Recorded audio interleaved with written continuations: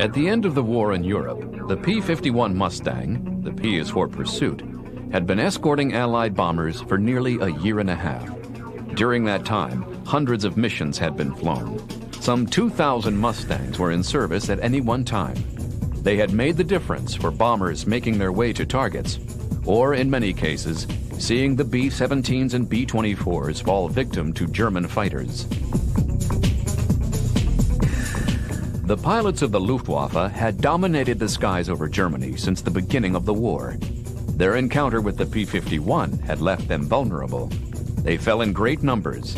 The Mustang, with greater than 2,000 miles of range, was able to stay with the bomber force all the way from England to Germany and back.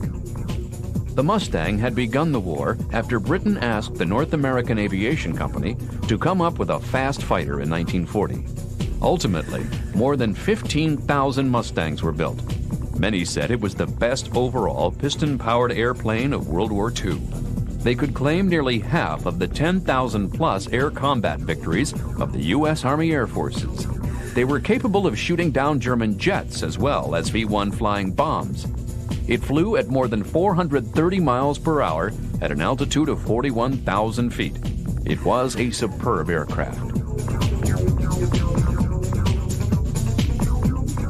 The NA-73X prototype contract was signed on May 23, 1940. The British insisted on a heavy 8-gun armament. North American Aviation had actually been working quietly on such a fighter project since the summer of 1939, and by that date, they had completed much of the design.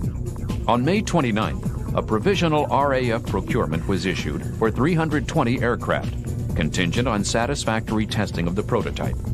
North American Aviation agreed to start deliveries in January 1941. RAF serial numbers were G345 through AG664, and the aircraft was given the name Mustang 1 in RAF service.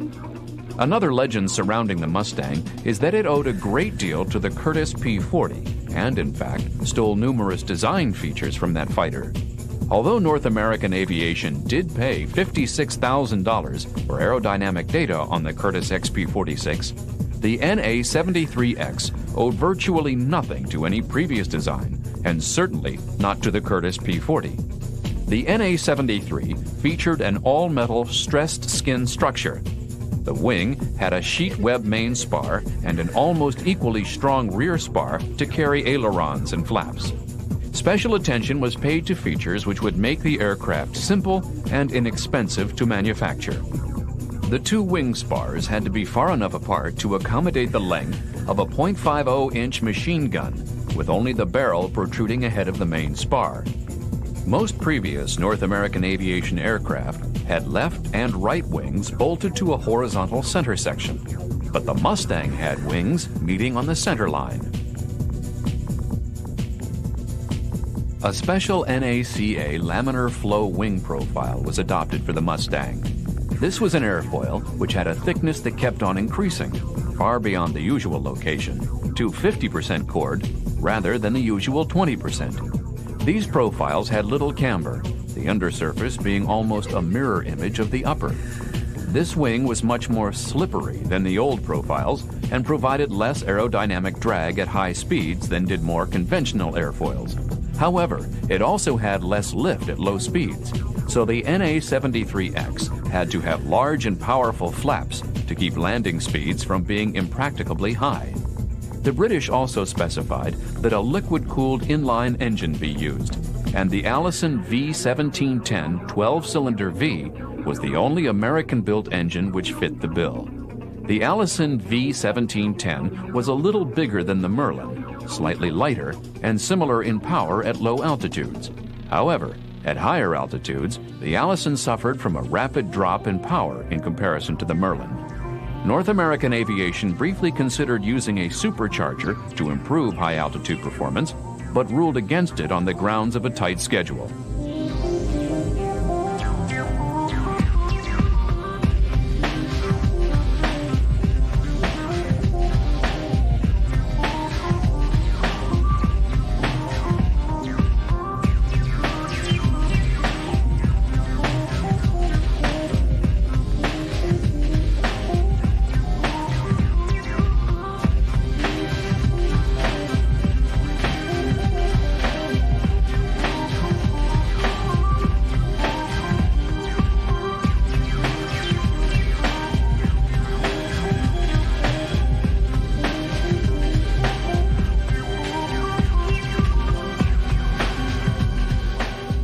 The Allison engine had a downdraft carburetor, so the ram inlet of the NA-73X was located above the cowling.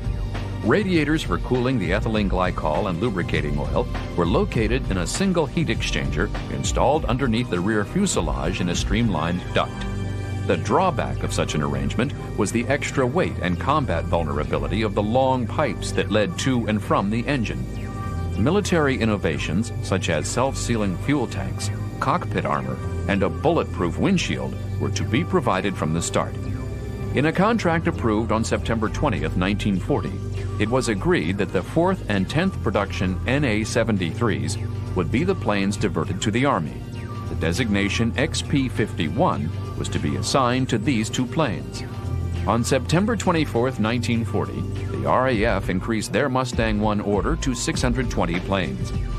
The first RAF unit to receive the Mustang was No. 26 Squadron at Gatwick, which began to operate the fighter in February 1942. In April, 2 more squadrons received Mustangs, and 8 more in June. Most of the aircraft went to Army Cooperation Command, usually replacing Curtiss Tomahawks or Westland Lysanders. The first Mustang combat mission was undertaken by Flying Officer G.N. Dawson of No. 26 Squadron on May 10, 1942, strafing hangars in France and shooting up a train. On August 19, 1942, an American volunteer, H.H. Hills, shot down one of the enemy, drawing first blood for the Mustang.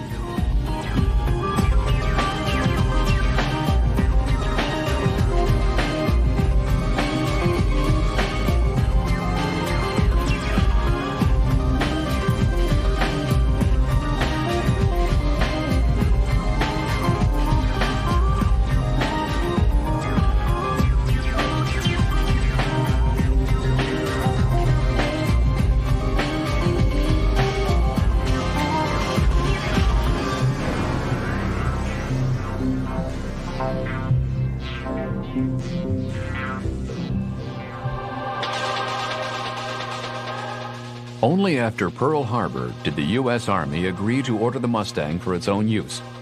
General H.H. Hap Arnold, Chief of Staff of the U.S. Army Air Force, was instrumental in breaking up a bureaucratic logjam and getting the Army to order the Mustang. On April 16, 1942, the Army ordered 500 NA-97s. The NA-97 was a ground attack version and was designated A-36A and carried the name Invader. The A-36A differed from previous versions of the Mustang in having a set of hydraulically operated perforated door-type dive brakes mounted at approximately mid-chord on both the upper and lower wing surfaces outboard of the wing guns. Underwing racks were fitted for 2 500-pound bombs. A built-in armament of 6.50-inch machine guns was fitted. The engine was the Allison V1710-87, rated at 1,325 horsepower at 3,000 feet. Normal and maximum loaded weights rose to 8,370 pounds and 10,700 pounds, and the maximum speed in clean condition fell to 356 miles per hour at 5,000 feet and 310 miles per hour with 2 500-pound bombs fitted. With the bombs, range and service ceiling were 550 miles and 25,100 feet respectively.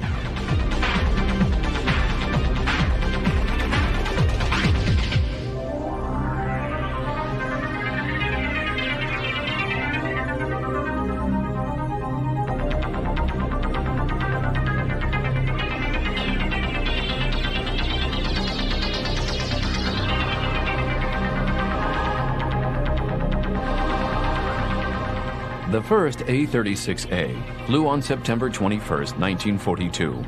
Deliveries of the Invader were completed by the following March. The Invader equipped the 27th and 86th Fighter Bomber Groups based in Italy.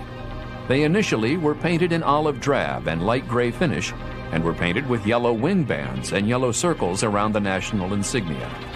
Both of these groups arrived in North Africa just after the end of the Tunisian campaign. They saw their first action during aerial attacks on the island of Pantelleria. The A-36A was involved in the taking of Monte Cassino and participated in the sinking of the Italian liner Conte di Savoia.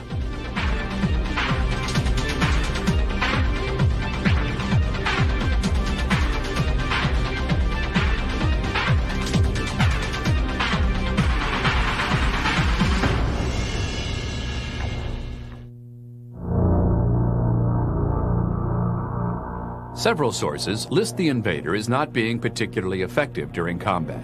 It seems that this is not strictly correct. Although losses during low-level attacks were rather high, the A-36 was actually a good dive bomber, and it was a stable and effective ground strafer.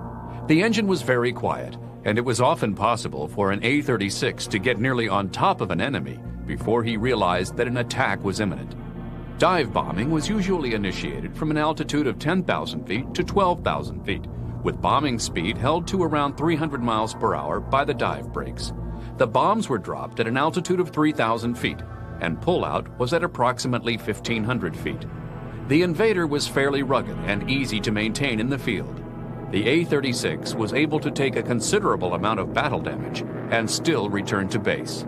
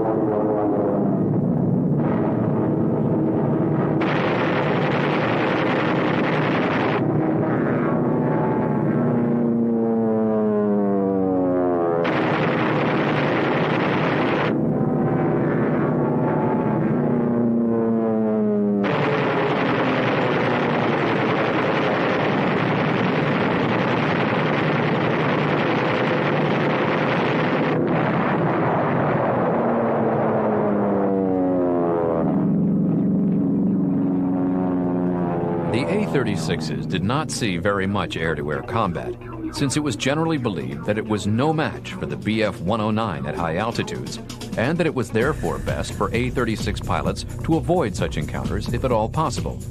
If air-to-air combat was unavoidable, it was thought best to force the battle down to altitudes below 8,000 feet, where maximum advantage could be taken of the A-36A's excellent low-altitude performance.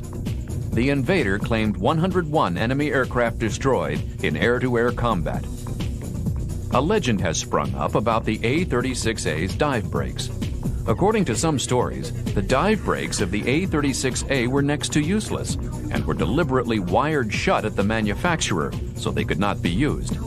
This story is totally incorrect. On the contrary, the dive brakes proved to be quite effective in combat. The origin of this legend seems to have been in the United States at a time before the invaders first went overseas. It seems that A-36A pilots were told by their officers in the U.S. that their dive brakes would be all but useless in combat and it would be best if they simply wired them shut. This turned out to be incorrect, and the dive brakes were used to great effect throughout the Sicilian campaign and the Italian invasion.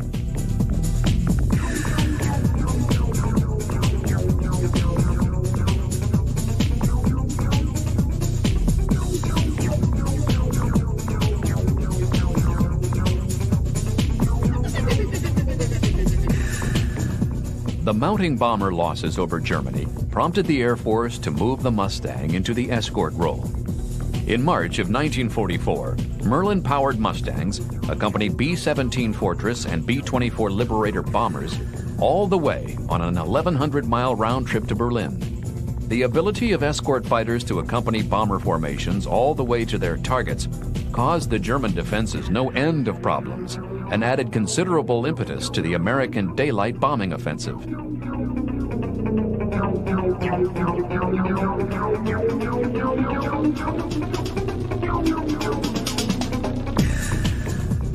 Most of the P-51BCs were assigned to the 8th and 9th Air Forces in England, with a lesser number with the 12th and 15th U.S. Army Air Force in Italy. The P-51BC remained the prime Mustang variant in service from December 1943 until March of 1944, when the bubble-topped P-51D began to arrive.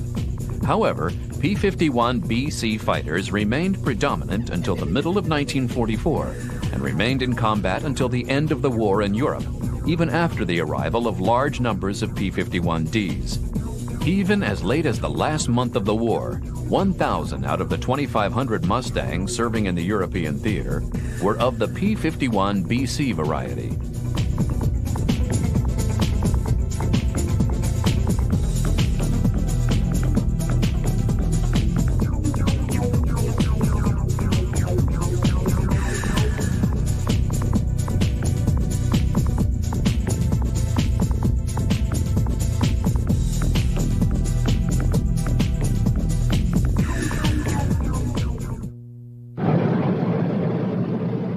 The P-51D began to arrive in Europe in quantity in March of 1944. The 55th Fighter Group was the first to get the P-51D, trading in its P-38s for the new fighters. The change from the P-38 to the P-51 did cause some initial problems. A lack of directional stability caused by the presence of a full fuselage fuel tank took a lot of getting used to. However, once the pilots became fully adjusted to their new mounts, they found that the P-51D possessed a marked edge over all the Luftwaffe piston engine fighters at altitudes above 20,000 feet. However, Luftwaffe pilots considered the Mustang to be rather vulnerable to cannon fire, particularly the liquid-cooled Merlin engine, which could be put out of action by just one hit.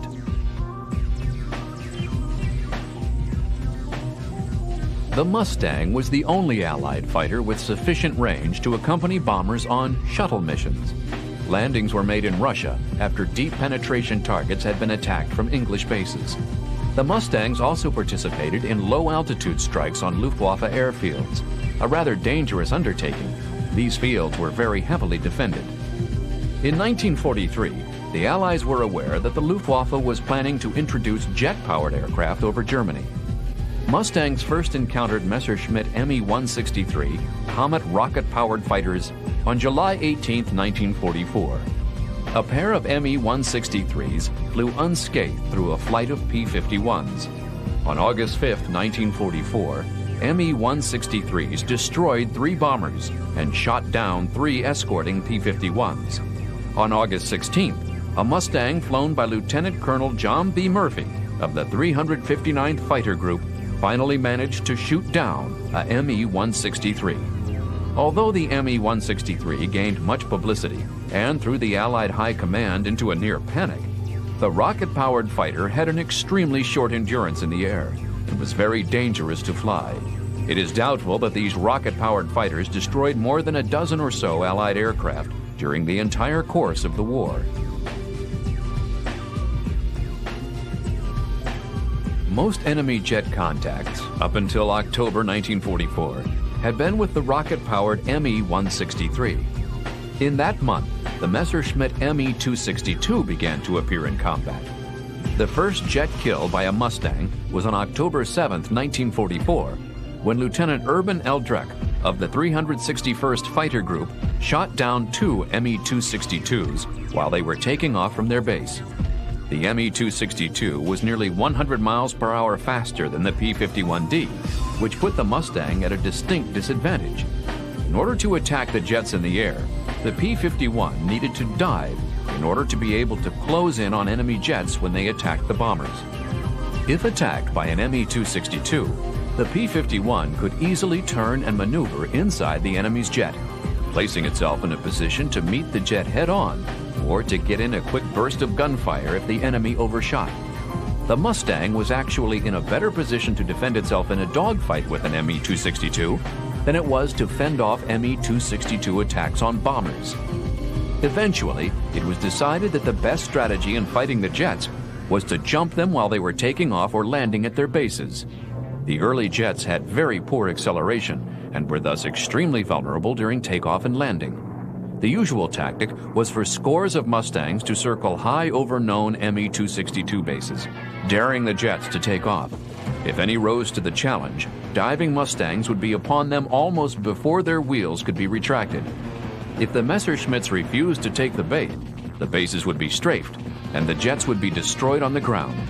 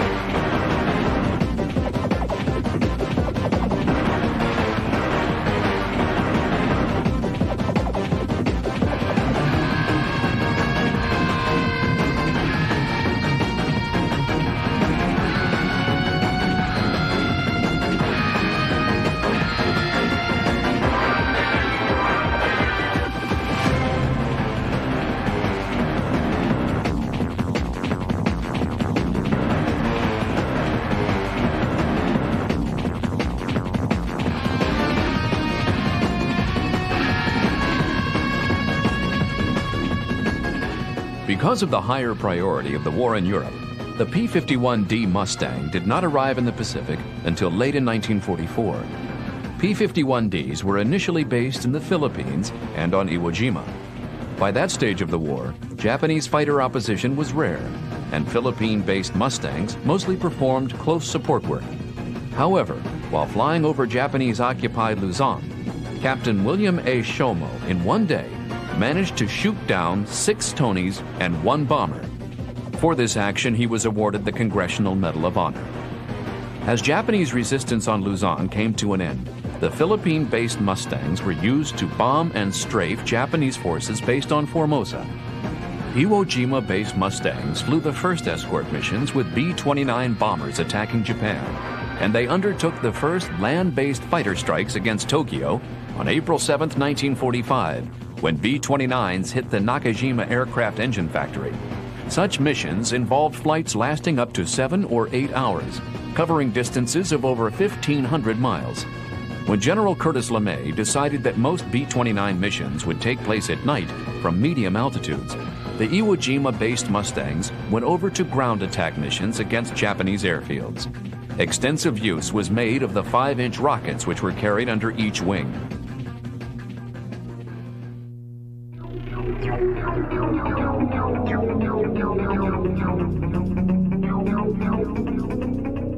The P-51D remained in service in considerable numbers with the U.S. Army Air Force for many years after the Second World War ended. In 1948, the newly formed U.S. Air Force eliminated the P for Pursuit category and replaced it with F for Fighter.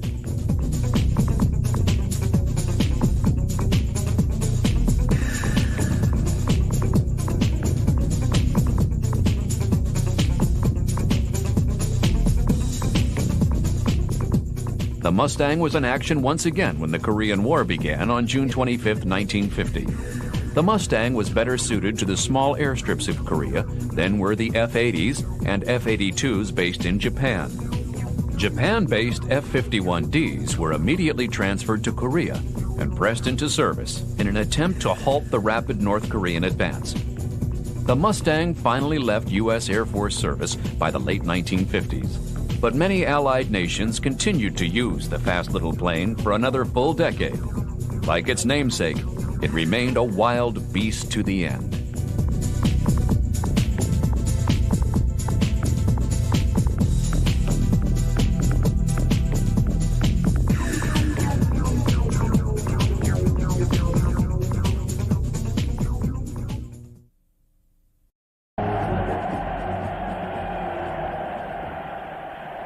In the early 1930s, Germany began to rebuild her air force with modern fighters and bombers.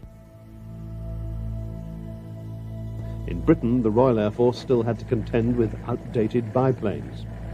They coped perfectly well in their role of policing the far-flung outposts of the British Empire, but it was obvious they'd been no match for a modern, well-armed enemy.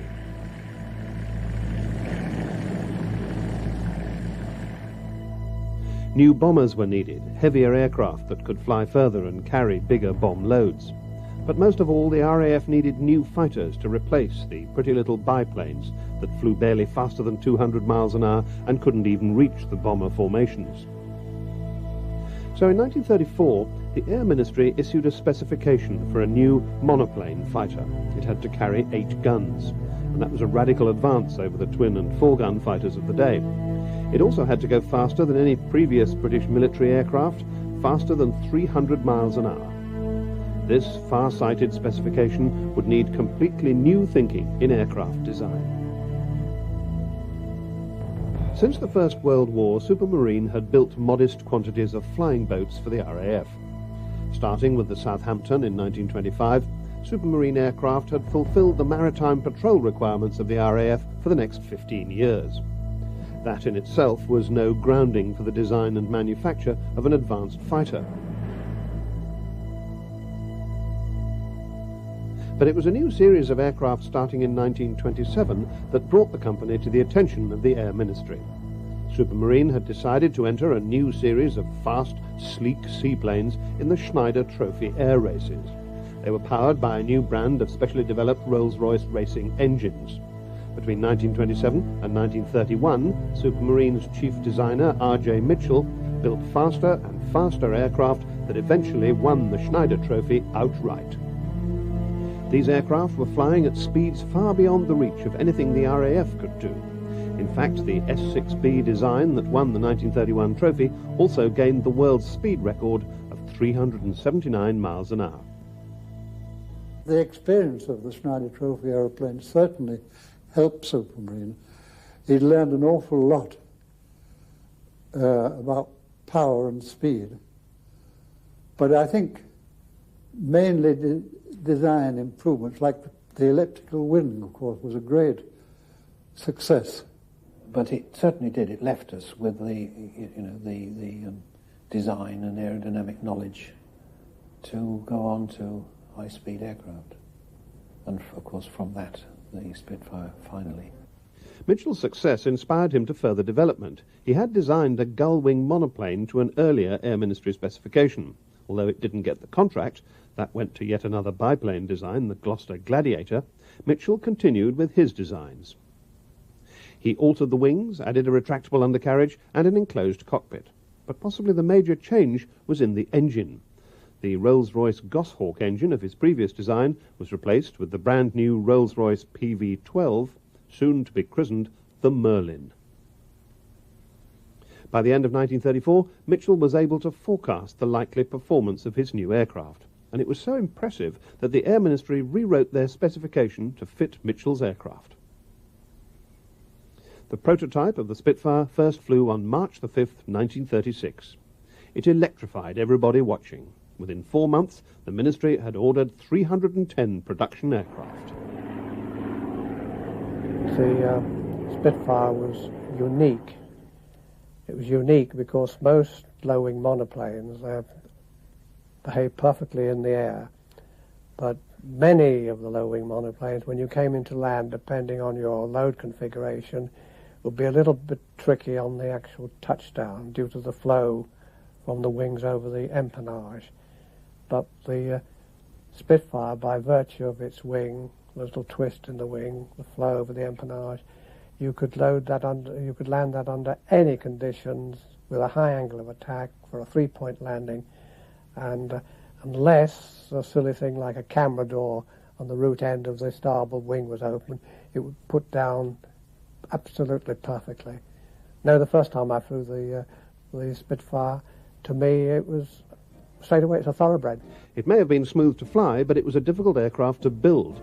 The wing was built in separate sections to make up that elliptical shape, unlike the traditional one-piece wing. The guns had to be spaced out along the wing in separate bays rather than together in groups of 4 on each side. And work on parts of the aircraft had to be subcontracted to more than 200 companies all over the United Kingdom. It was to be 2 years before the first aircraft came off the production line.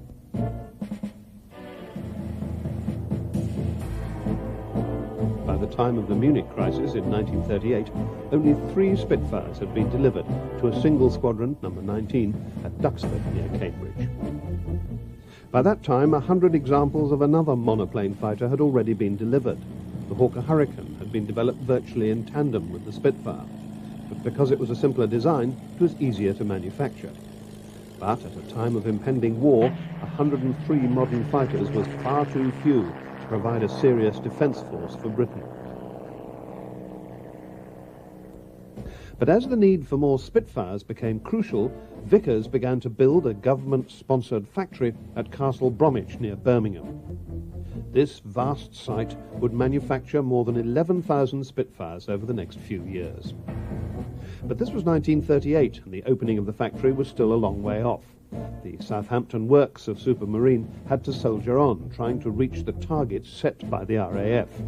By the outbreak of war in September 1939, 10 squadrons had been re-equipped with Spitfires.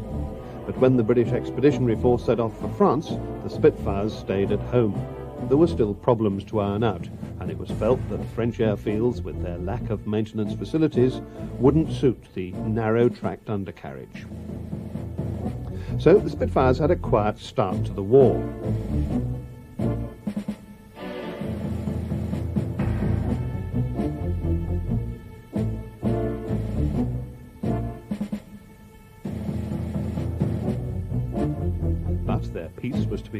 shattered at the end of May 1940 when they were called out in support of the evacuation from Dunkirk. This operation did tactics, outdated and dangerous. So they changed their formations and learned to fire from closer range. That improved their effectiveness in aerial combat.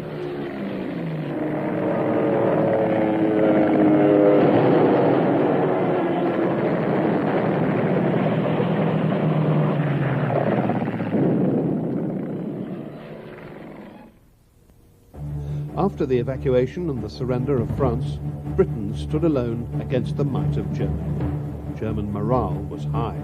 Their armed forces had never lost a battle, and it seemed only a matter of time before Britain would succumb in turn.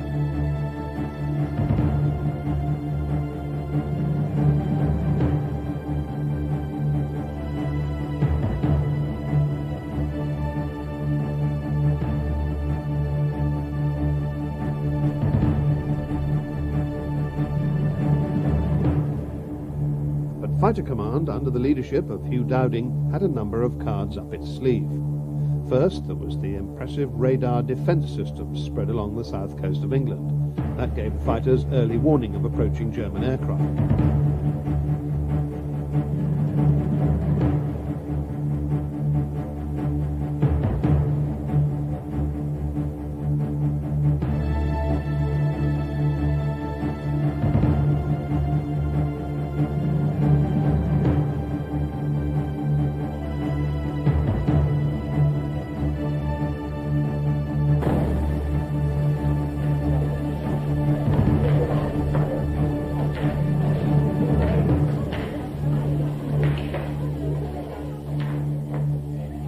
Serial number? Serial 97.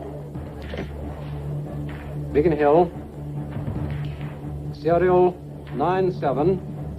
Squadron 32.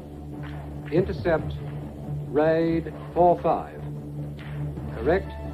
Tangmere. Serial 98. Squadron 43. Intercept Raid 46. Correct.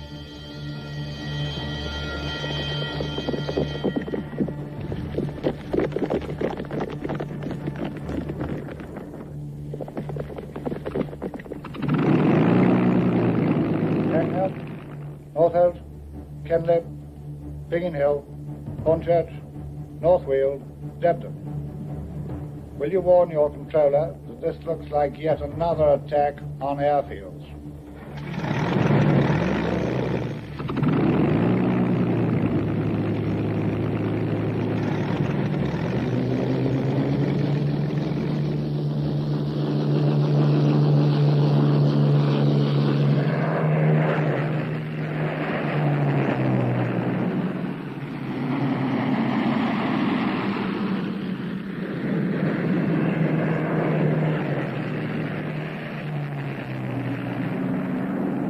Second, the Spitfires and Hurricanes were at least a match for the German fighters.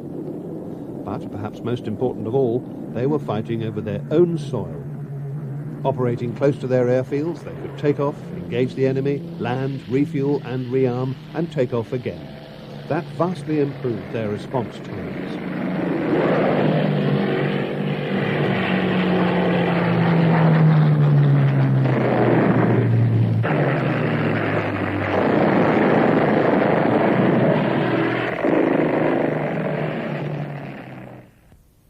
And of course, any British fighter pilot bailing out from his aircraft would be able to rejoin the battle, unlike his German counterpart, who was destined for the nearest prisoner of war camp.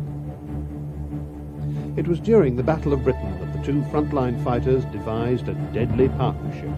The more rugged but slower Hurricanes attacked the German bombers, while the speedy Spitfires took on the German fighter escorts, which were mostly Messerschmitt Me-109s.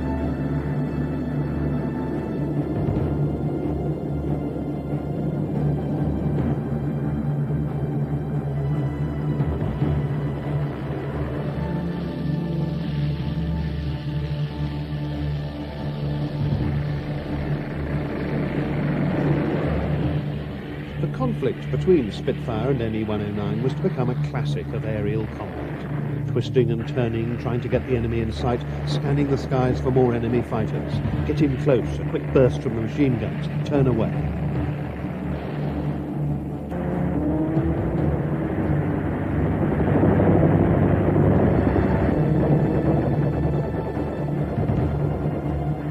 During the summer of 1940, losses mounted on both sides. The Germans had begun with more aircraft, and they would always have won a battle of attrition. They bombed RAF airfields daily, and for a time it seemed that Fighter Command could not hold out.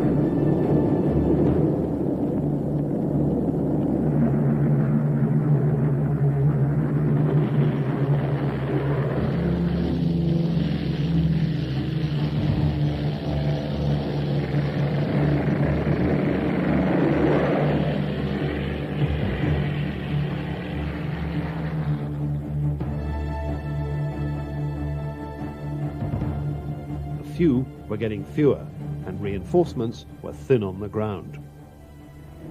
But suddenly, the Luftwaffe changed tactics. They switched their attacks from the airfields to the cities. Unable to beat the RAF, they decided to try pounding the whole country into submission. Taking a deep breath, Fighter Command took advantage of the respite offered to their airfields and regrouped. From that day, the 7th of September, Fighter Command's strength grew constantly. On the 15th, the day that would become known as Battle of Britain Day, the Luftwaffe lost more than 60 aircraft during massed attacks on London. Hello, Key Leader, short jack answering, loud and clear. Vector 120, 100 plus bandits at 20,000 feet, heading west. Over. Hello, short jack. Okay, sing out. Proof's up. Hello, sir. Yes, 3 squadrons are airborne. All right, sir. I'll get all sails from the aircraft off. Although it does look as if they're going for the towns and not the airfield. Yes. Our early warning has given us plenty of time this morning to get the boys off. Hello, short jack. Key to leader calling. Tally ho, tally ho. Mike calls with 109's dead ahead. Mike, God, there's hundreds of the baskets. Never seen so many. Hello, Key to squadron. Blue section, take the bombers. Red section, the fighters with me. Red section, line astern, go.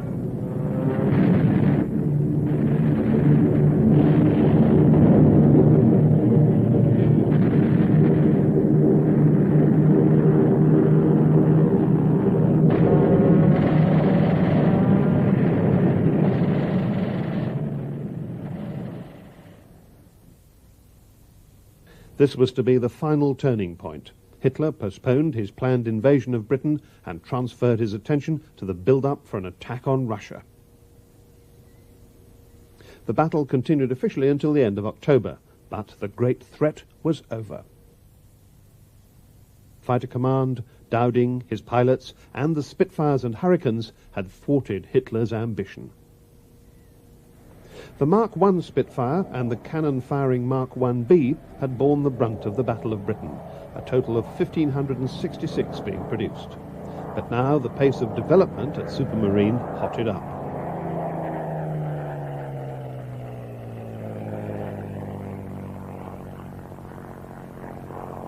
The Mark II, with an uprated 1175 horsepower Merlin 12 engine, arrived in December 1940, closely followed in February 1941 by the Mark V, which had a 1440 horsepower Merlin 45.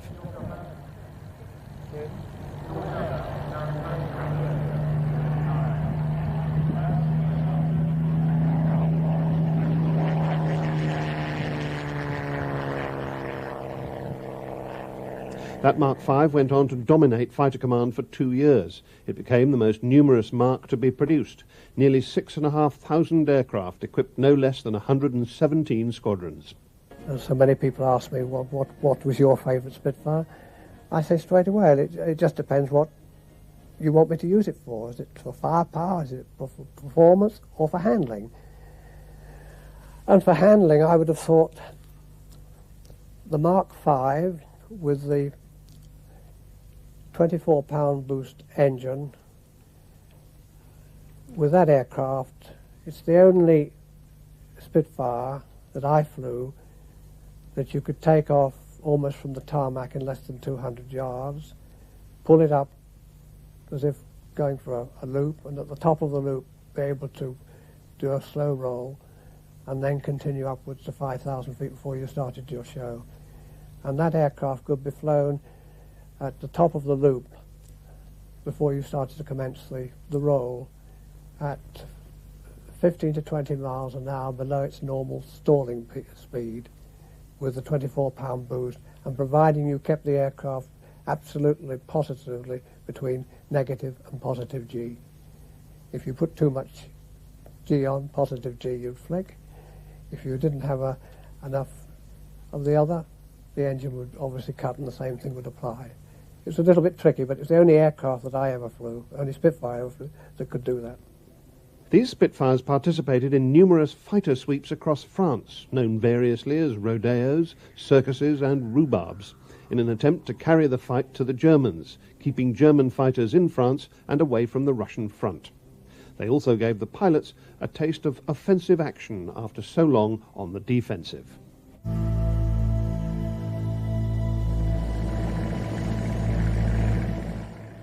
Throughout the first 2 years of the war, the Spitfire managed to stay ahead of, or at least on a par with, its main adversary, the Me-109. But the appearance of a new German fighter, the Focke-Wulf 190, at the end of 1941 had a profound effect on fighter command. It was superior in almost every respect. Spitfires were shot down with alarming regularity. The normal, orderly pace of supermarine development was now severely tested. The stopgap solution was the Mark IX. It was actually a Mark V airframe with the uprated 1,660 horsepower Merlin 61 engine. With a maximum speed of just over 400 miles an hour and improved turn and climb performance, the Mark IX restored the balance of power in the skies over France. Quantum leap between the Mark V to the Mark IX was such that you just revelled in it. It was just superb. It climbed like a homesick angel, and it got a magnificent turn of speed, and yet it still had the manoeuvrability of the Mark V. I loved it. In fact, far from being the planned stopgap, the Mark IX stayed in service until the end of the war. It fought in the North African desert, in the Balkans, on home defence, and ultimately with the 2nd Tactical Air Force in Germany in 1945. The total production of Merlin-engined Spitfires reached a staggering 18,298. Many other Marks were built for different jobs. They included high and low altitude interceptors, photographic reconnaissance aircraft, two-seat trainers, fighter bombers, and aircraft specially designed for the tropical climates of the Far East and North Africa. But early in the war, it had been realized that the Merlin engine could only be developed so far. It was now time for a new engine to power the Spitfire through the last years of the war. The Rolls-Royce Griffon was developed from the trophy-winning R series that had been so successful on Mitchell's Schneider seaplanes. It was bigger, with 36.7 litres capacity compared to the Merlin's 27, so the Spitfire had to be 2 feet longer. It was a tribute to Mitchell's original design that the Spitfire had the versatility to take on this new and bigger engine. Possibly the best of the Griffon Spitfires was the Mark XIV. It was a truly remarkable fighter. At a height of 26,000 feet, it could fly at 448 miles an hour. It was the first Spitfire to carry an engine with more than 2,000 horsepower. And a testament to its power is that it was used to chase and shoot down V-1 flying bombs. It was also responsible for shooting down the first Me-262, that was the German jet fighter bomber. The Mark 14 carried Spitfires through to the end of the war, and that made it the only aircraft to stay in continuous production from 1939 to 1945.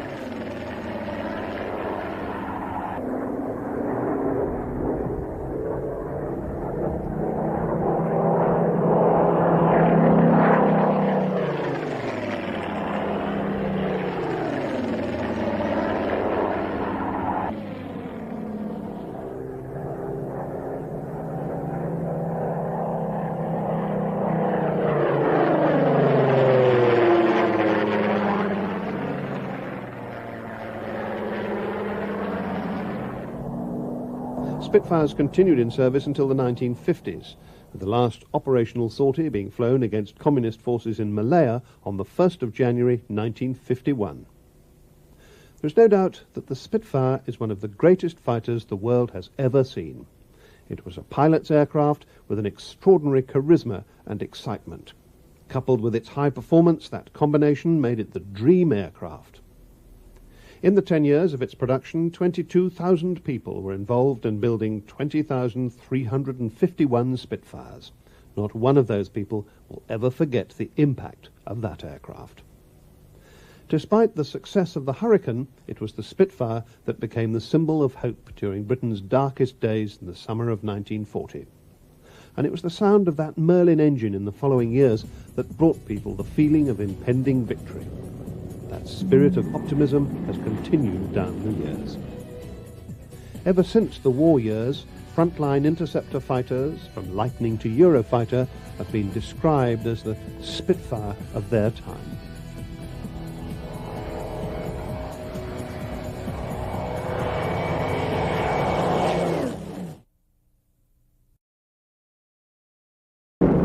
Mosquito was the brainchild of Sir Geoffrey de Havilland. His career had begun in the early days of the aviation industry, when he teamed up with his fellow engineer Frank Earl. The pair produced their first aeroplane in 1908. In their second, de Havilland taught himself to fly. In 1914, de Havilland joined the aircraft manufacturing company as chief designer.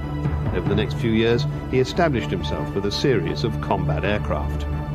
Most notable were the high-performance DH-4 bomber, the DH-9 reconnaissance bomber, that was built in vast numbers, and the DH-10, which was designed for strategic bombing of German industry. In 1920, de Havilland set up his own business, concentrating on civilian aircraft, amongst them the highly successful Moth biplanes and twin-engined airliners.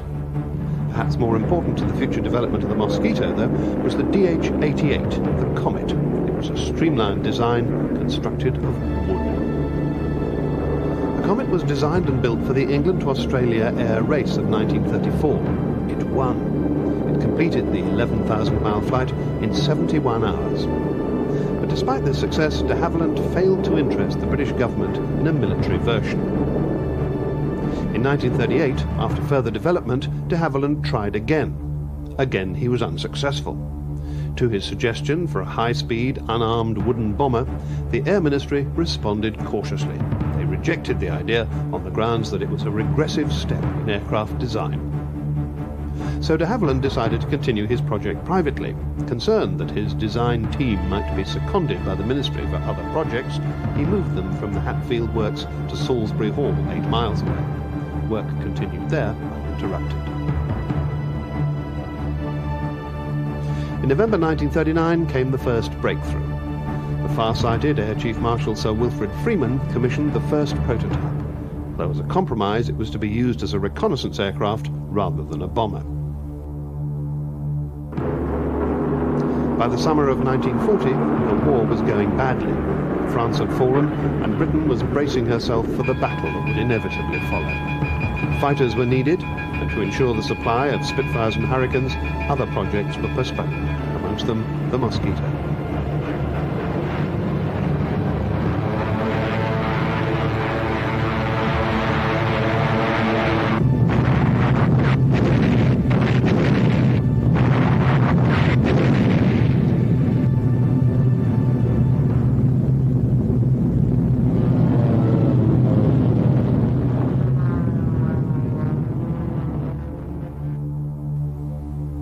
But de Havilland argued that his aircraft was a special case.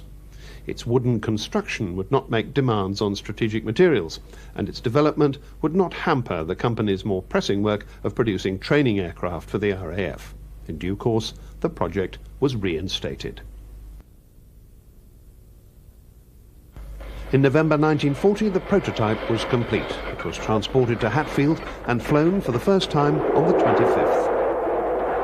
She was covered with tarpaulins to hide her form from frequent German raiders. Officials were staggered to find that the new aircraft could fly at almost 400 miles an hour, it could maneuver like a fighter, and it could even perform smooth climbing rolls on one engine. The Ministry's newfound enthusiasm was backed up by production orders. Soon the de Havilland factory at Hatfield was just one of the centres involved in mass construction. I'm standing in front of the Mosquito prototype, which is the only World War II combat aircraft to be preserved anywhere in a museum in the world. This aeroplane has essentially changed very little in terms of the final design. De Havilland's really got it right first time. Virtually any company with woodworking experience was pressed into service. By dispersing production to furniture makers and piano and coffin builders, the bulk of production was safe from enemy air raids.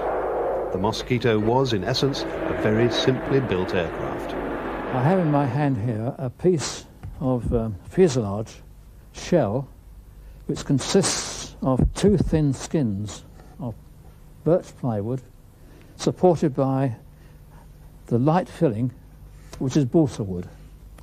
Now, the big advantage of this arrangement is that the skins, if not supported in this way, would underload, buckle, either by compressive forces or by shearing forces. And that buckling would limit the strength of the plywood to something very much smaller than this panel represents. The undercarriage was fitted into rubber blocks, cutting out the need for complicated hydraulics.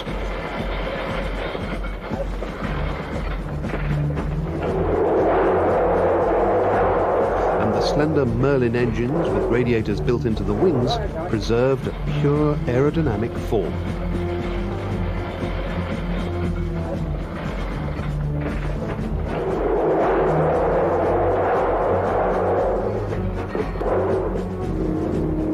Flight trials were completed in 3 months. They proved that the Mosquito was strong as well as very fast. The original Geoffrey de Havilland bomber design envisaged 4 250-pound bombs being carried. But such was the excess power in respect to the weight that the load could be doubled from 1,000 pounds to 2,000 pounds.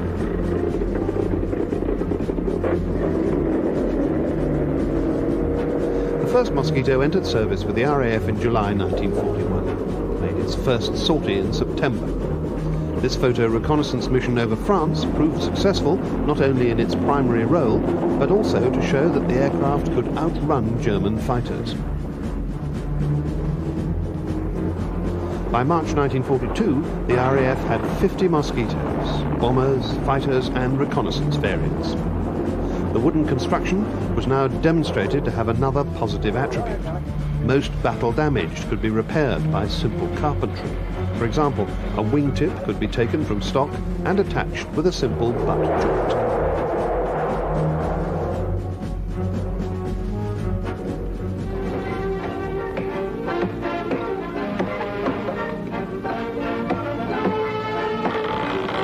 Wood, since time immemorial, has been one of the most valuable weapons of war.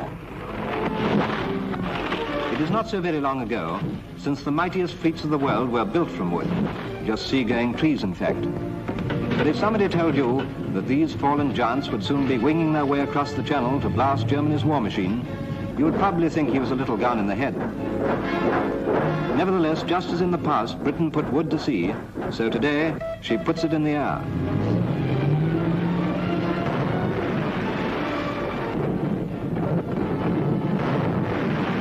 In Canadian factories, as in Britain, the transformation takes place.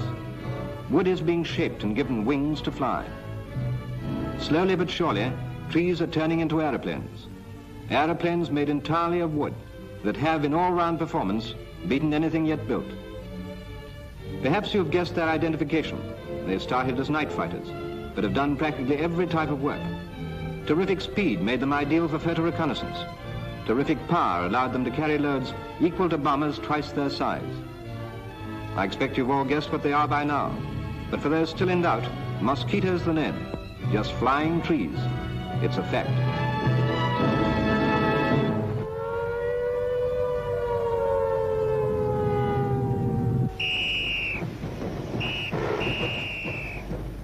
In 1941, with British cities under nightly attack, a night fighter version had been ordered. Of the RAF's night fighter pilots was John Cunningham. He was so successful that the British media nicknamed him Cat's Eyes Cunningham. The Air Ministry decided to explain why I had had those by saying that I had exceptional night vision. That was not true. It was solely due to the fact that I and my radar operator had a radar set that gave us some information on the aeroplane or the target that we were following. And from that security angle, the fact that I was given incorrectly exceptional night vision did prove, I think, fairly effective in keeping people unaware that we were actually flying with radar.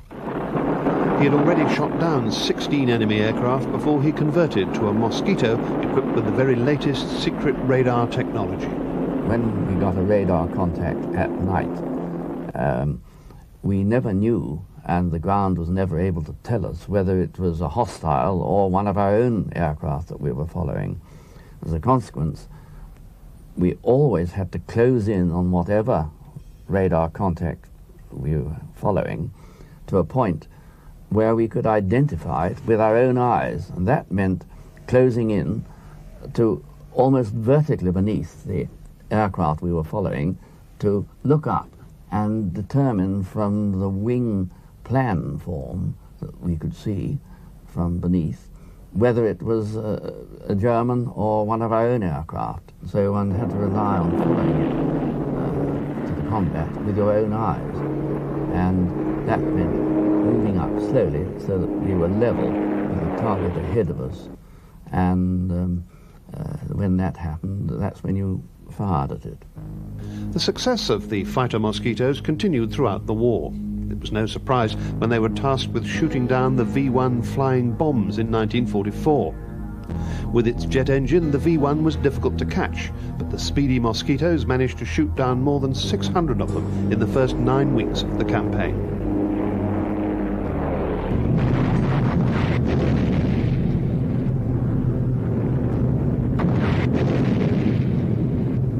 It was, though, as a bomber that the Mosquito was most famous and successful. Its maneuverability and its rugged construction made it ideal for the low-level role. Elite squadrons were formed, which quickly became known for their precision attacks. As they flew at rooftop height, neither German anti-aircraft guns nor radio detection equipment could catch them. The confusion was heightened by zigzag routes into the target, a tactic designed to fool enemy fighters. In fact, the Mosquito's superb flying characteristics allowed it to carry out some of the most daring low-level raids of the war, such as the strikes on the Gestapo headquarters in The Hague and on the prison at Amiens. In Amiens jail, over 100 French patriots awaited execution. The RAF came to their rescue. One Mosquito squadron was to breach the walls.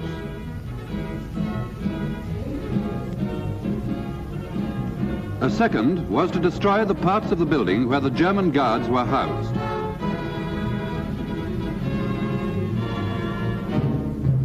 Group Captain Pickard led the attack. An RAF film unit cameraman went along to take pictures.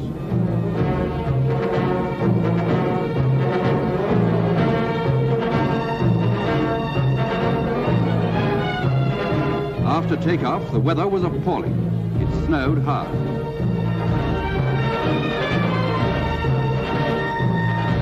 But as the Mosquitoes crossed the French coast, the weather cleared.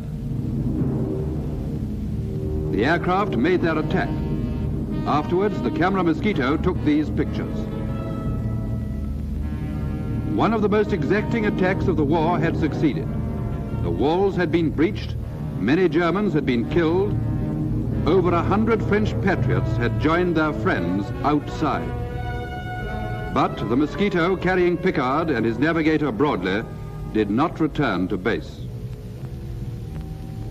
Since that day, Group Captain Pickard has been found in an unmarked grave near his last target.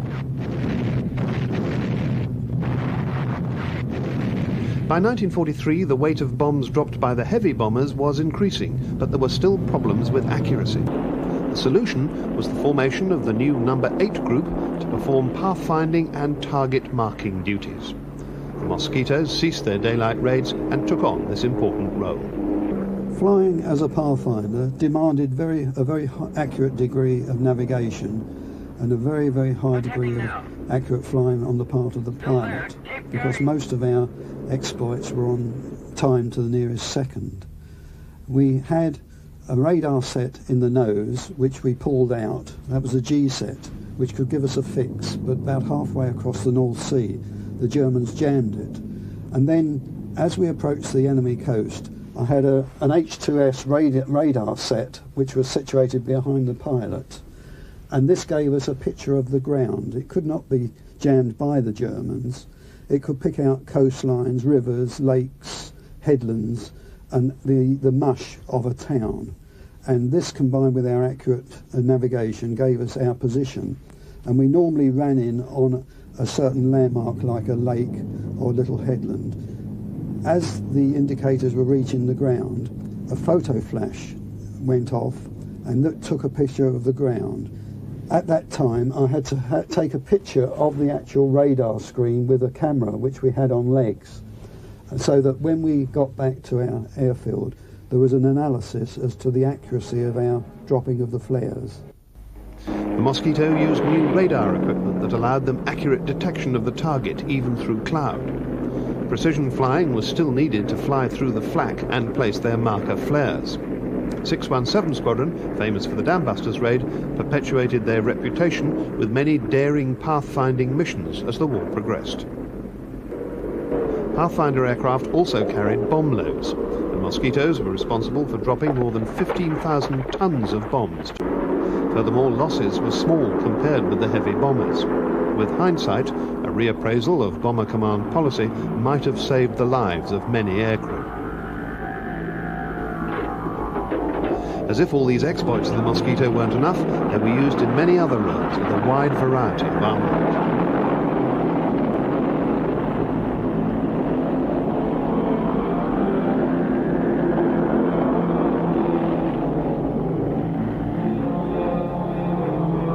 Last few months of the war, Coastal Command Mosquitoes carried out thousands of sorties against enemy shipping. Many of these attacks were in Norwegian waters, where they severely disrupted German communications and helped force the garrison's surrender without resistance.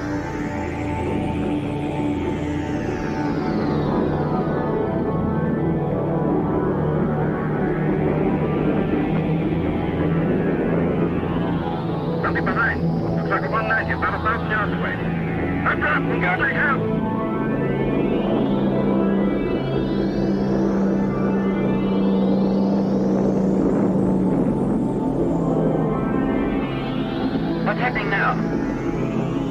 Still there. Keep going.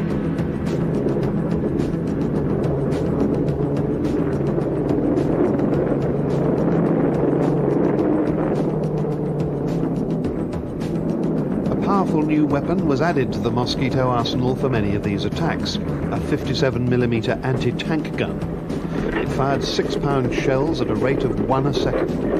The gun itself weighed over a ton, and an extra half-ton of armour plate was fitted to protect the crew and the engines from return fire.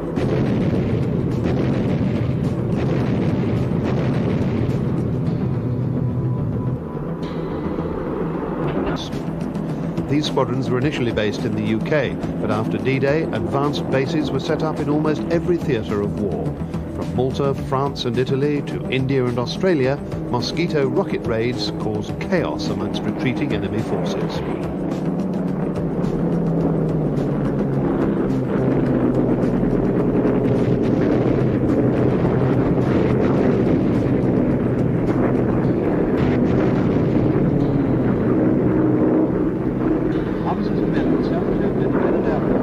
mess together. As the first Mosquito intruder outfit, this squadron has a wonderful record of kills from German aircraft to trains. Officers and sergeants help the ground crew to bomb up. Targets are chosen by the CO from various reports received, and then the crews are briefed in the usual way.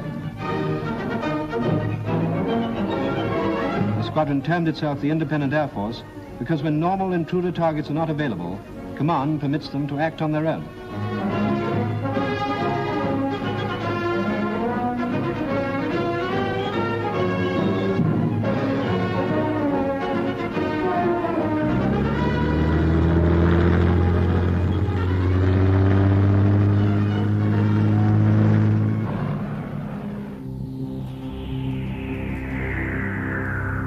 One final role envisaged for the Mosquito came too late. The development of Barnes-Wallis's bouncing bomb called Highball was designed for the Mosquitoes to use against the Japanese fleet. But the atomic bomb attacks on Japan ended the war before they could be used.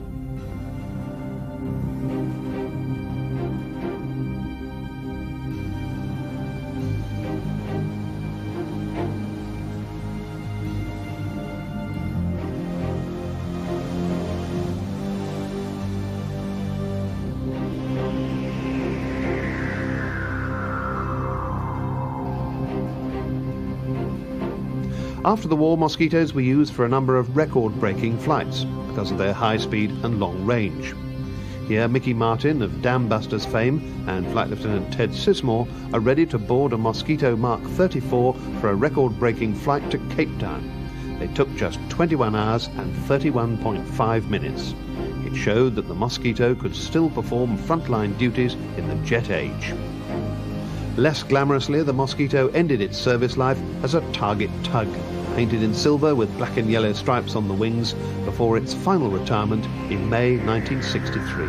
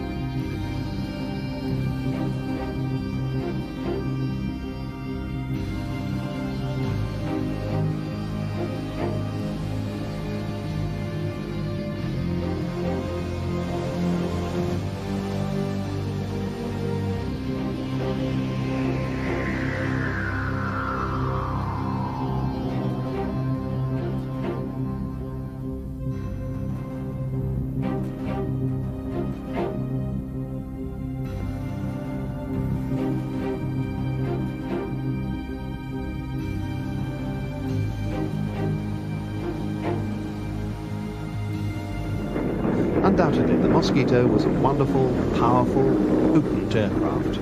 At its conception, it was the fastest military aircraft in the world. It remained the RAF's fastest until the Canberra in 1951. The Mosquito richly deserves its description as the wooden wonder.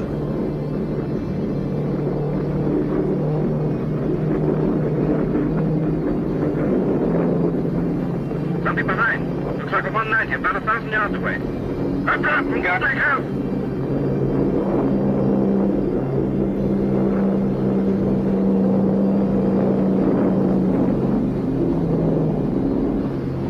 What's happening now?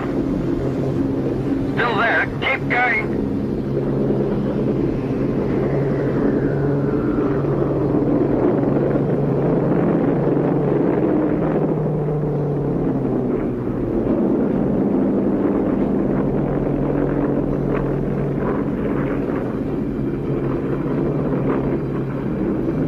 Okie dokie. They've given up. Miles away now.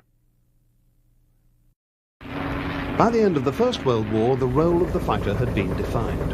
Its task was to win control of the skies over the battlefield and to prevent the enemy from bombing or strafing or spying.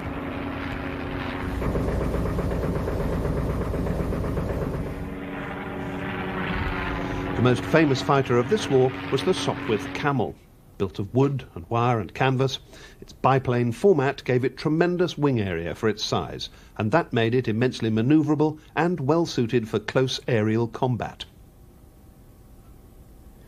From this great aircraft, the Hurricane can claim direct lineage because Sopwith evolved into Hawker engineering. In the harsh economic environment that followed the First World War, the demand for military aircraft diminished. With more pressing peacetime requirements and a consequent slashing of military budgets, the RAF was cut back to a skeleton force.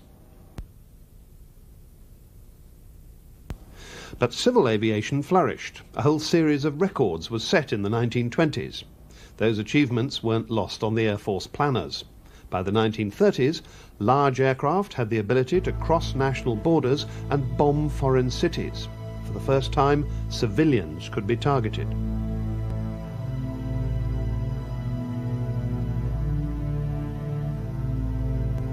It was widely believed that there was no effective defence against a massed bomber force. Fighting fire with fire was deemed the only solution. So Britain's Air Ministry set aside most of the RAF's budget for the development of modern bombers. So fighter development was seriously neglected. The RAF soldiered on into the 1930s with a biplane fighter force reminiscent of the First World War.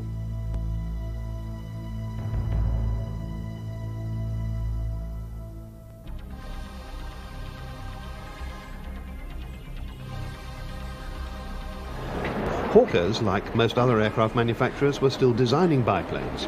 In 1924, Sidney Cam had been employed as their chief designer. One of his first projects was the Hawker Hart, a light bomber with a top speed of 184 miles an hour. And that was remarkable for the late 20s. It was faster than RAF fighters of the day. As a result, a fighter version was developed, the Hawker Demon. That entered service with the RAF in 1931.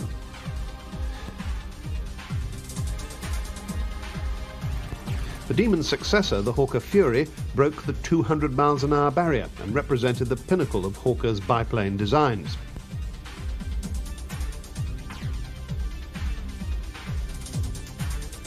During these years, Cam gained a reputation for attractive designs. But despite some increases in speed, these latest fighters were already outmoded. In Germany, the Nazis were preparing for war. With tremendous resources allocated to aircraft research, Hitler's designers built modern, fast monoplane bombers. It became vital for the RAF to have faster fighters.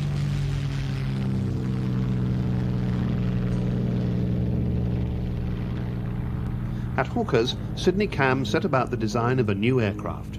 He was responding to an Air Ministry specification for an 8-gun fighter that could fly faster than 300 miles an hour. That was a full 100 miles an hour faster than the Fury. The new aircraft boasted a new Rolls-Royce engine, the Merlin. But for ease of production, it used the old jigs and tools developed for the Fury. It was constructed from metal tubes supported by wood and covered in fabric. That produced a light but strong aircraft which was rugged and easy to repair. A wide, retractable undercarriage gave it stability on bumpy airfields.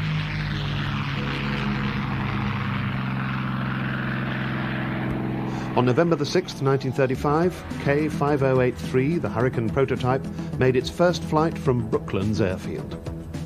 Now fitted with the Rolls-Royce Merlin C engine producing 1,030 horsepower, the aircraft had a top speed of 315 miles an hour at 16,000 feet.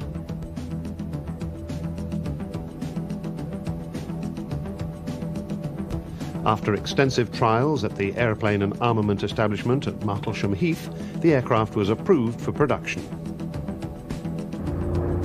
The first aircraft off the production line was delivered to the RAF in October 1937. The intervening 16 months had been used productively to fine-tune the basic design. It now boasted 8 US-built Colt Browning machine guns, 4 in each wing. They were mounted just outside the arc of the propeller. That gave the aircraft accurate and concentrated firepower. Each gun was supplied with 300 rounds, allowing 14 seconds of continuous fire.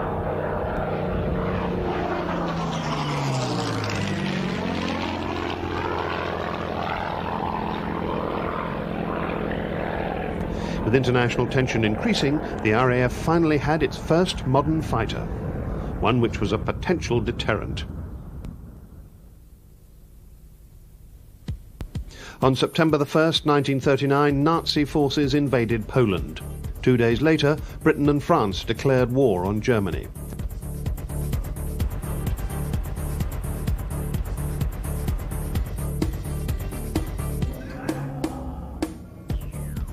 The British Expeditionary Force was sent to France, and with it went 4 squadrons of Hurricanes. In May 1940, Germany invaded Holland, Belgium and France, and by the middle of the month, the British and the French were fighting a rearguard action.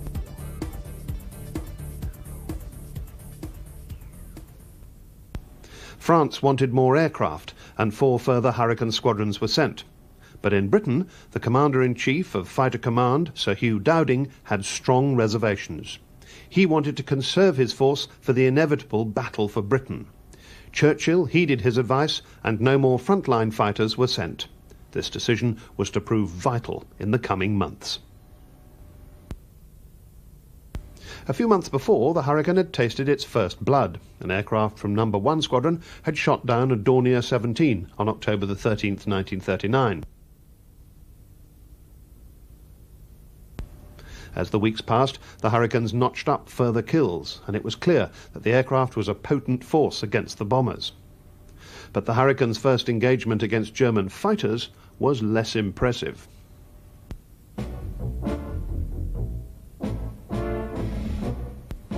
On December the 22nd, 1939, 3 Hurricanes were set upon by German fighters diving from above and behind. The lethal Messerschmitt 109 proved to be more than a match for the Hurricane.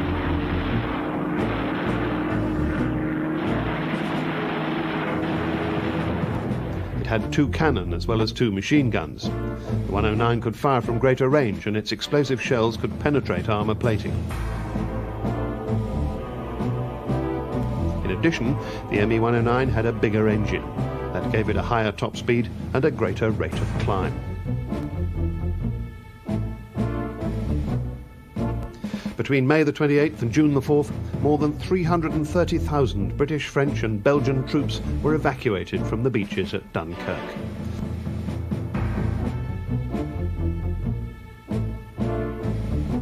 The Hurricane squadrons were rapidly withdrawn, leaving behind valuable spares and tools. And so began the tense period of preparation before Hitler turned his ambitions to Britain.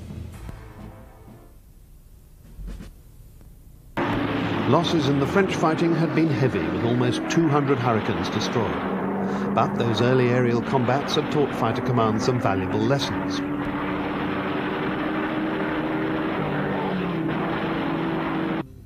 Guns on the Hurricanes were reset at 250 yards range, rather than the previous 650, and that gave more concentrated and effective fire.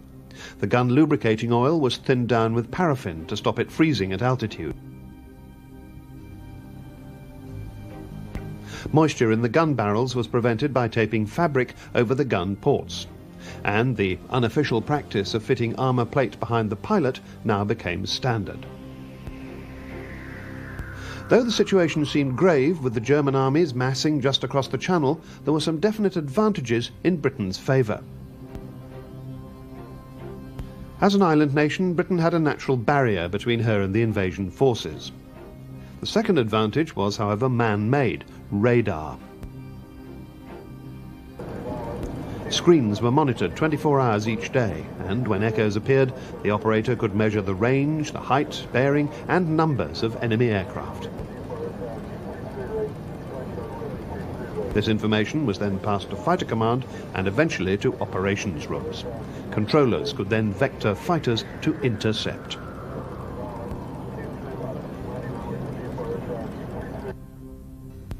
This network allowed the RAF to conserve its resources and pick its targets, rather than sending squadrons off on endless searches over southern England.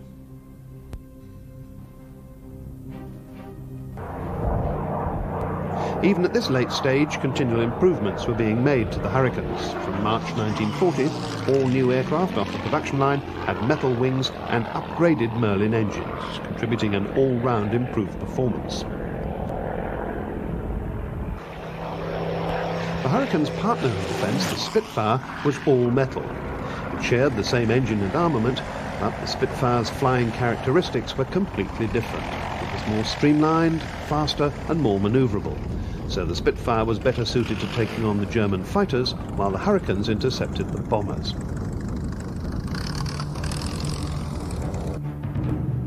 From the middle of July, the Luftwaffe began attacks on Channel convoys. On the 20th, during a raid, Dover Harbour was also attacked.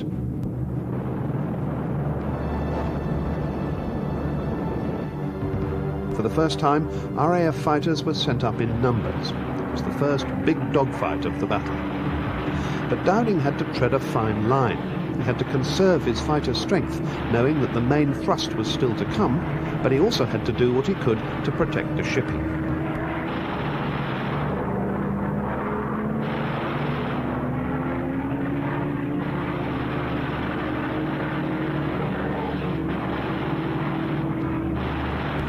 At this time, Fighter Command only possessed 57 squadrons of fighters. 29 of them operated Hurricanes. 17 of these were part of 11 Group, which would bear the brunt of the fighting in the southeast.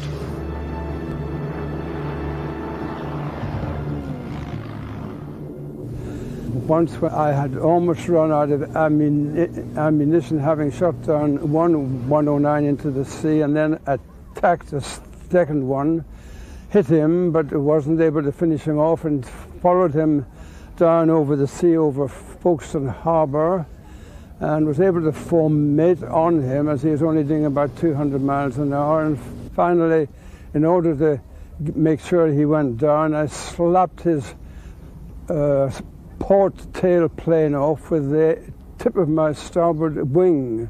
And about 3 feet came off the wing tip of my starboard wing and flew into the air, and we were down at about 200 feet and he went into the sea.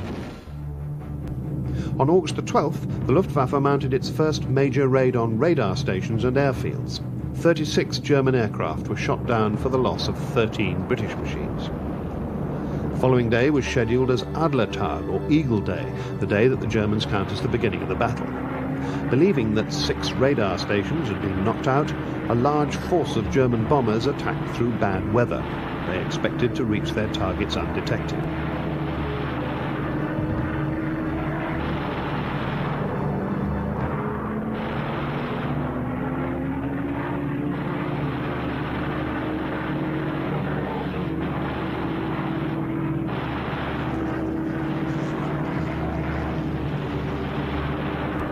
That day, 47 German aircraft failed to reach their bases for the loss of 13 British fighters.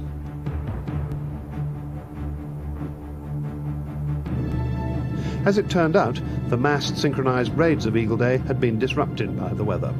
A second attempt was made on the 15th.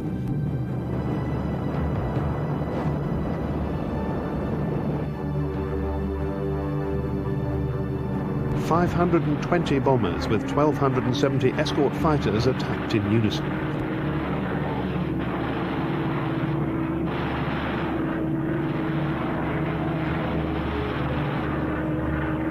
They caused heavy damage to southern airfields and factories.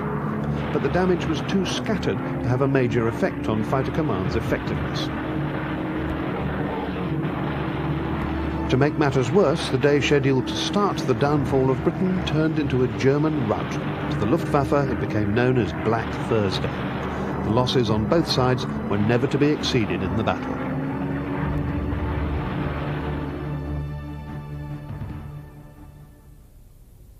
It became almost a routine, and dash out your aircraft, and you could go from being fast asleep to being up in the air in under 2 minutes. As you were climbing up and doing your cockpit checks, the controller would give you over the radio the height you had to climb to, the distance to the enemy aircraft that were coming in, their altitude, and probably their compass direction as well. And with the aids of radar, these interceptions were spot on every time. After you run out of ammunition, you would peel off and dive down to the nearest fighter airfield. We knew them all very well. Then the ground crews would rearm the aircraft, refuel them, and this they could do in about 15, 20 minutes. And then you would be off again. Over the following weeks, pilots on both sides displayed tremendous courage and skill. But by the autumn, the Germans had failed to gain air superiority. Without it, the invasion of Britain was postponed, as it turned out, indefinitely. The RAF had, by the narrowest of margins, contained the greatest air force the world had ever seen. 461 RAF pilots had been killed out of a total force of less than 1,000. 915 aircraft had been destroyed. But post-war figures revealed that the Germans had lost 1,733 aircraft. The Hurricane had proved itself in battle. Its rugged airframe could sustain far more damage than any other fighter. That, together with the fact that it was a very stable gun platform, made it the most successful fighter of the battle.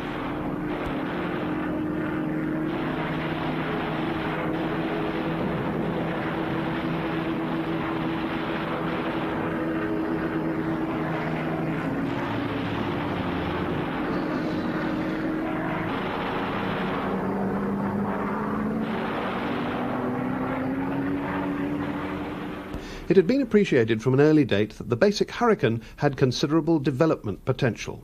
With the introduction of the new Merlin 20 engine, this version became the Hurricane 2A. In early 1941, the Hurricane 2A SRS-2 was introduced. That had interchangeable wings. More armament was added, greatly improving the Hurricane's hitting power. The first variant, the 2B, had 12.303 machine guns and provision for two 250-pound or two 500-pound bombs underneath. The second variant was the 2C, which was armed with 4 Hispano-Suiza 20mm cannon.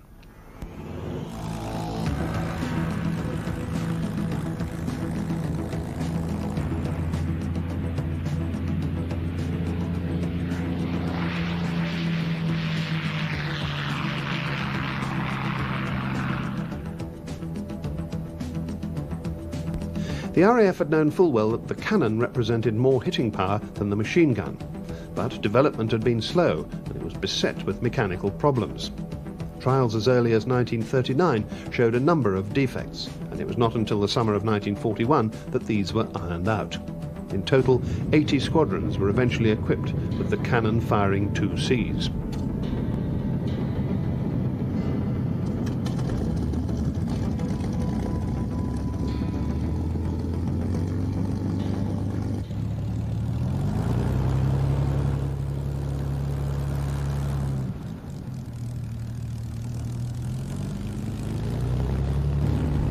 As an armament fitter, I was responsible for rearming all the aircraft on our flight. The first aircraft we got were the 8 303 machine gun aircraft. So you had 4 303 Browning machine guns in each wing. The next, after several operations up and down the desert, we were returned to base to re-equip with newer aircraft, and we got the 12-gun Hurricane fighter. That had 6 machine guns in each wing. The bank of 4 here and 2 outboard on each wing. And then ultimately the Hurricane was developed, of course, because of its very deep chord wing. It could accept the 20mm cannon very easily without putting the blisters on the top or underneath, as you have to do with a Spitfire. So the Hurricane became a very good aircraft on that score.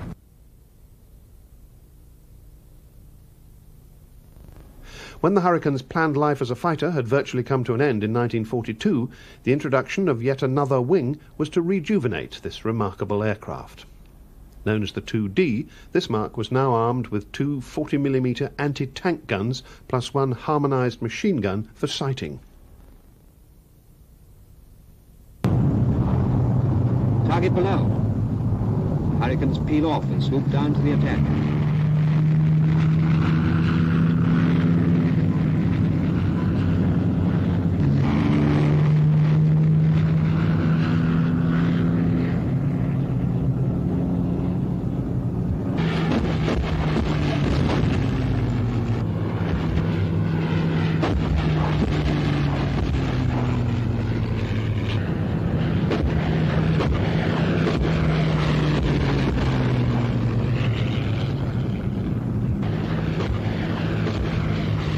The German tank is blazing now, finished, knocked clean out of the wall by the tremendous power of fire from the tank busters' cannons. The job has been well done. And so the flight reforms and heads for home, for the little camp, which, wherever it may be, is the center of the squadron's life. The success of the wing variations led to the final production version called the Hurricane 4. That had the powerful Merlin 24 or 27 engines. Here it's operating from a temporary strip in Calcutta.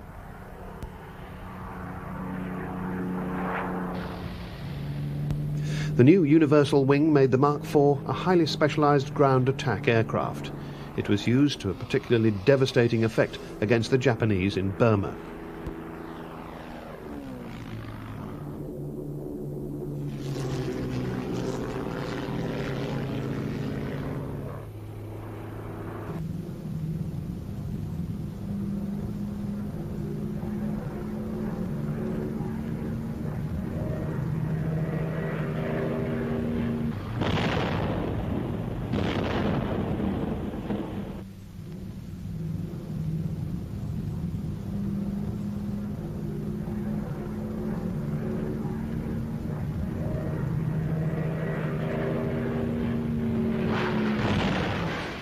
The Hurricane's ultimate firepower was achieved by the installation of a weapon system first proposed in 1941 and tested on the Hurricane in February 1942. The Hurricane 4 became the first of all Allied aircraft to use rockets operationally. It led to newspaper headlines claiming that the little Hurricane packed a punch equivalent to the broadside from a destroyer.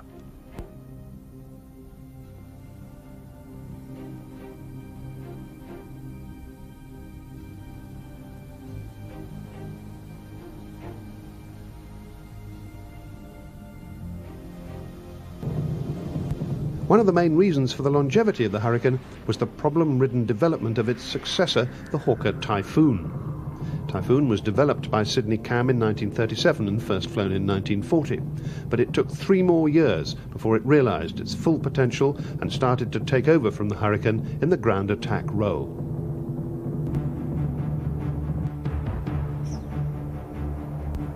The Hurricane's operational life extended well beyond the end of the war, and it was not until January 1947 that the last squadron, number 6, relinquished its Hurricanes.